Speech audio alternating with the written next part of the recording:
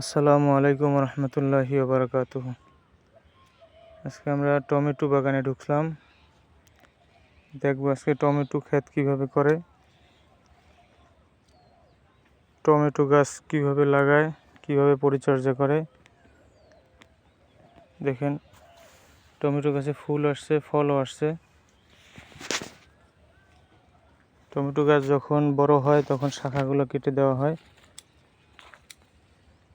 কারণ ওদের শক্তি কমানো হয়।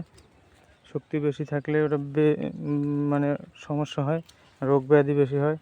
শাখাগুলো কেটে দিলে এটা রোগ ব্যাধি কম হয়। সম্মানিত ভিউয়ার্স, এটা হচ্ছে টমেটো বাগান। দেখেন কত সুন্দর টমেটো হয়েছে।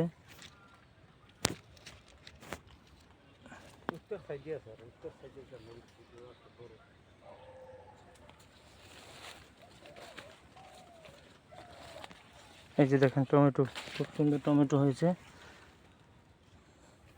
বড় হইলে আরো বেশি হবে।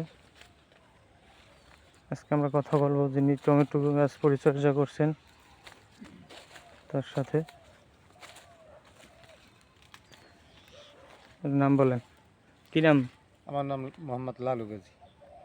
আপনি কতদিন পর্যন্ত করেন, কত বছর পর্যন্ত এই কাজ করেন? এই 21-22 বছর পর্যন্ত। এই গাছের গোড়ায় কি কি ব্যবহার করছেন সার? এই ড্যাপ, পটাশ, ইউরিয়া, জিপসার। আপনি কি ট্রেনিং দিয়েছেন এ ব্যাপারে? হ্যাঁ। এর দ্বারা আপনি কি লাভবান আছেন নাকি সমস্যা হ্যাঁ, আছে? আল্লাহর ইচ্ছা লাভবান আছে। লালু গাজী আমার